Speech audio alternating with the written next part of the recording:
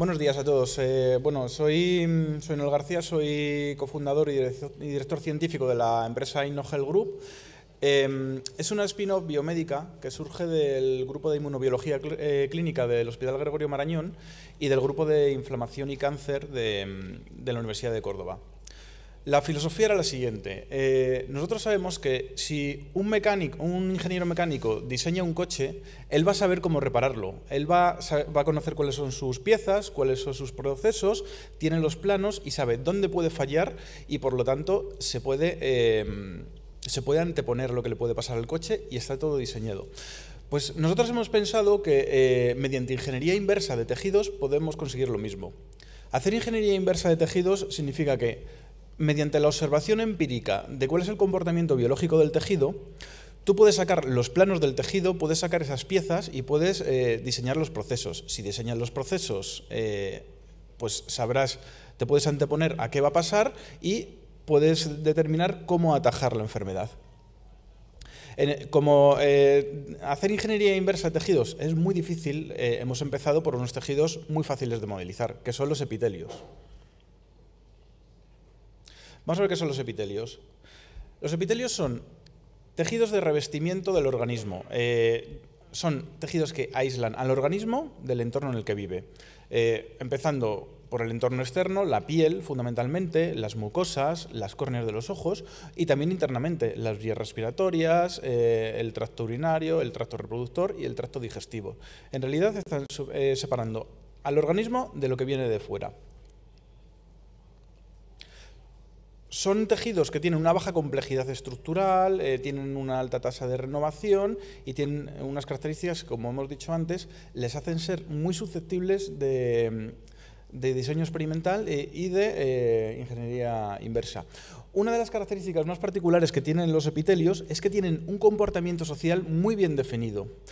Esto quiere decir que las células que los integran saben qué es lo que tienen alrededor y en función de lo que tengan alrededor se tienen que comportar de una u otra determinada manera. Por ejemplo, una célula sabe cuándo tiene que crecer, cuándo tiene que moverse o cuándo tiene que programar su propia muerte, en función de lo que pasa a su alrededor, en función de sus vecinos. Este comportamiento se rige por lo que se llaman unas reglas biológicas, unos axiomas que determinan, en función de lo que tiene alrededor la célula, qué va a hacer. Por ejemplo, cuando una célula está sumergida en un overcrowding, es decir, está confinada, ¿no?, en una aglomeración excesiva de células, sabe que tiene que suicidarse de alguna manera, sabe que esa célula ahí va a hacer daño al organismo y por tanto va a programar su propia muerte. La inhibición por contacto determina que cuando la célula entra en contacto con algo ajeno al tejido, ya sea con otro tejido o in vitro con el borde de la placa Petri donde están creciendo, ahí tiene que parar su ciclo celular y dejar de crecer para no interferir con la morfología del órgano. También la muerte por aislamiento determina que cuando la célula no establece contacto con células de su misma especie, tiene tendencia también a morirse de forma programada. Esto significa que la célula está fuera de su nicho biológico. Cuando la célula está fuera de su nicho biológico no tiene que crecer, si no produciría un problema hiperplásico o produciría una tumefacción. Con todo esto ya hay varios autores que han intentado modelizar el comportamiento social de los epitelios con bastante éxito porque han conseguido reproducir in vitro las estructuras que forman los epitelios in vivo. Así, el autor Anthony Hans está determinando cuáles son los axiomas biológicos que determinan cómo se tiene que comportar la célula. Hasta ahora hay descritos hasta 13. Estas están hechas con una línea celular que procede de riñón de perro, el riñón también es un tejido epitelial. Mediante la aplicación de los axiomas consigue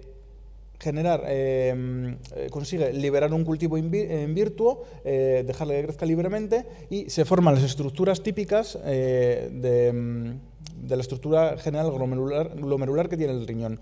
El refinamiento del modelo con nuevos axiomas biológicos y el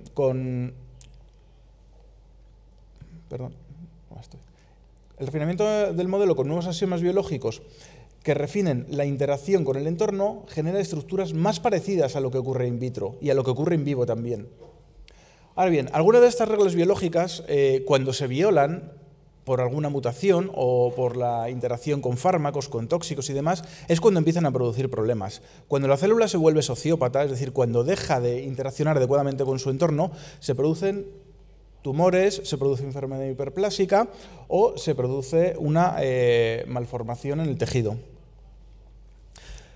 Pero, claro, estas reglas sociales tienen una representación bioquímica. Es decir, hay unas moléculas que determinan cómo se tiene que comportar una célula en función de los estímulos que le llegan. Los estímulos suelen llegar a partir de contacto intercelular, mediante las proteínas de adhesión intercelular. Interfieren en el ciclo celular e interfieren en las cascadas de apoptosis que determinan la muerte.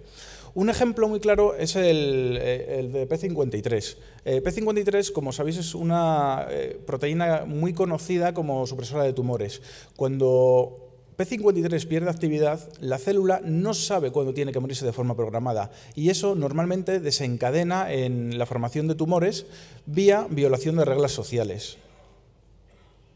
¿Cómo estamos modelizando esto? Pues mediante la tecnología de autómatas celulares.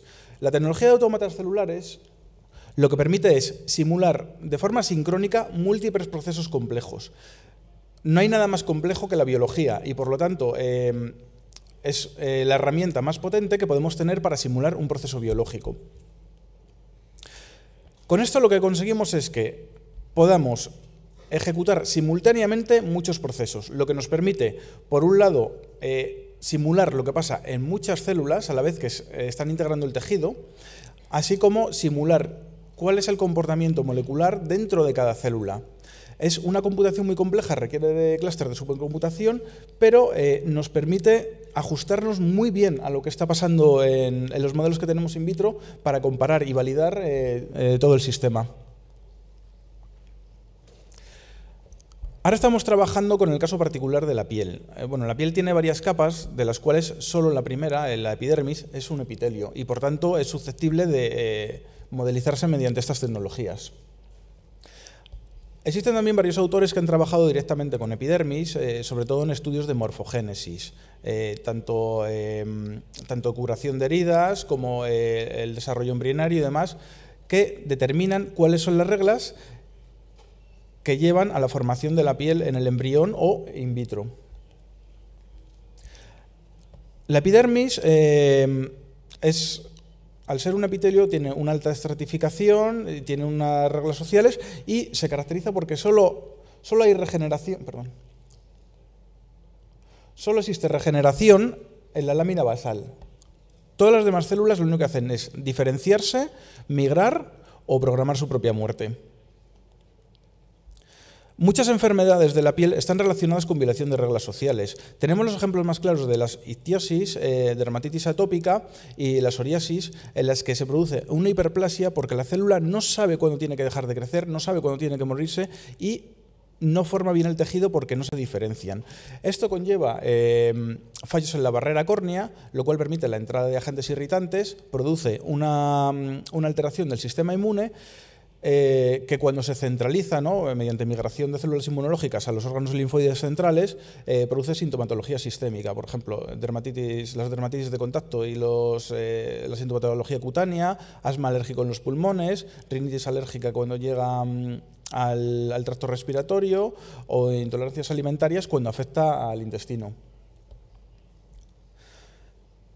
Aquí nosotros estamos averiguando ahora si un desequilibrio en las tasas de renovación de la piel puede ser el factor que determina el envejecimiento. Las características de la piel envejecida se basan fundamentalmente en inhomogeneidad del color superficial, adelgazamiento de la dermis y falta de capacidad para curar heridas.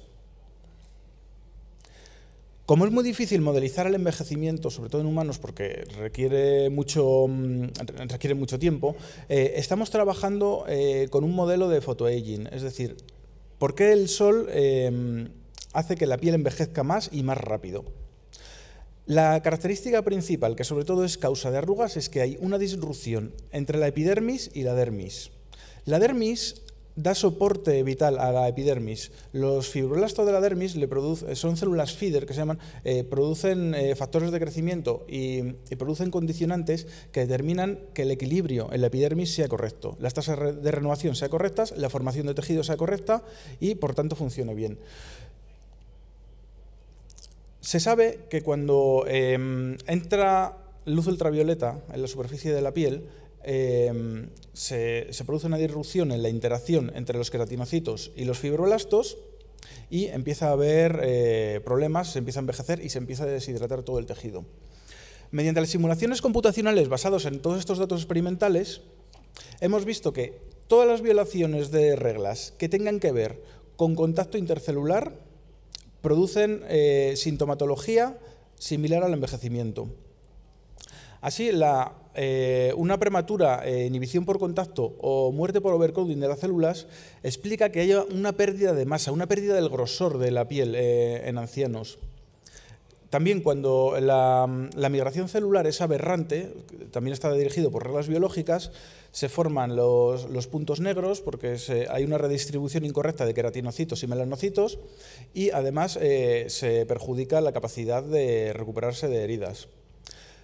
La pérdida de interacción con los fibroblastos, que hemos dicho que son las células que mantienen el equilibrio de los queratinocitos, que las dan de comer y que las proporcionan los factores de crecimiento que hacen falta para conservar su equilibrio, reduce el crecimiento celular en la lámina basal y limita el potencial regenerativo de la epidermis, causas también muy características del envejecimiento. Ahora bien, ¿por qué pasa esto con la edad? ¿Qué factores hay que determinen que la piel funciona bien cuando somos jóvenes y deja de funcionar bien cuando somos más mayores? Se ha hablado mucho de las telomerasas, se ha hablado mucho de los cambios en las marcas epigenéticas, entonces eso no lo voy a abordar, pero nosotros estamos trabajando con otras aberraciones genéticas que pueden darse cuando envejece el organismo. Se sabe que cuando un tejido se reproduce, los cromosomas se desestabilizan por acortamiento telomérico. ¿Pero qué pasa en los tejidos que no se reproducen? Cerebro, corazón, músculo esquelético también envejecen. Y sin embargo, no están sometidos a la senescencia replicativa porque no se reproducen. Lo mismo pasa en la piel. El epitelio de la piel se reproduce muy rápido, es decir, la epidermis tiene una alta tasa de renovación, pero la dermis, los fibroblastos, la tasa de renovación es cientos o miles de veces más baja que los queratinocitos. Por lo tanto, no se puede explicar de la misma forma cómo envejece la epidermis que cómo envejece la dermis. Sin embargo, la piel envejece de forma íntegra. Hasta el momento se sabe que a medida que envejecemos hay una transferencia de DNA mitocondrial al núcleo de las células que tiene una capacidad de integrarse, desestabilizarlo y produce una serie de cambios. Por ejemplo, puede romper genes estructurales o puede romper elementos regulatorios de esos genes. Puede producir alteraciones epigenéticas o puede producir inestabilidad cromosómica en general. Todos estos cambios desestabilizarían la célula y podrían hacerla entrar en senescencia. La célula podría dejar de funcionar, podría ser una célula vieja. ¿Qué estamos haciendo en InnoHealth? Como nuestro ámbito de aplicación es la informática, fundamentalmente, estamos determinando cuáles son las secuencias mitocondriales clave que se integran en el DNA genómico, producen inestabilización y conllevan la entrada en estado de senescencia en las células. Para ello, estamos haciendo una exploración profunda del genoma humano para determinar qué fragmentos mitocondriales que hay en el núcleo están asociados a las lesiones características del envejecimiento. Entonces, la cuestión es, cuando se integra un DNA mitocondrial en la célula, produce envejecimiento. ¿La reversión de esas integraciones puede revertir el envejecimiento? Es decir, ¿podemos sacar una diana terapéutica basada en la inserción de DNA mitocondrial que nos ayude a combatir el cáncer, otras enfermedades relacionadas con el envejecimiento, síndrome metabólico, enfermedades degenerativas, inflamación, etcétera, revirtiendo la entrada de DNA mitocondrial? Pues vamos a intentarlo contestar. En la primera aproximación que estamos haciendo ahora, vamos a intentar editar genomas viejos. Mediante el sistema CRISPR-Cas, vamos a eliminar las secuencias que tengan una relevancia real en la entrada en senescencia y vamos a determinar si, revirtiendo la entrada de DNA procedente de la mitocondria a la célula, podemos revertir marcadores de envejecimiento, podemos revertir la senescencia celular y podemos curar el envejecimiento. Por último, bueno, agradecer a mis becarios del equipo de tecnologías informáticas de InnoHealth. Tenemos a Carolina Pavicic, que está haciendo la tesis doctoral. Ella es experta en teoría de autómatas celulares para modelizar la biología epitelial. Martín Garrido es también becario predoctoral, está haciendo una exploración profunda del genoma humano para determinar cuáles son los fragmentos mitocondriales que están relacionados con envejecimiento. Marius está también metido en ese proyecto, está encargándose también de exploración del genoma humano. Y tenemos a Diana Vega, estudiante de máster, que está intentando desarrollar el software que nos va a ayudar a encontrar cuáles son las dianas terapéuticas relacionadas con los epitelios. Por último tenemos a Eduardo Muñoz, que es nuestro gerente y es quien paga nuestros salarios y por tanto el más importante. Gracias.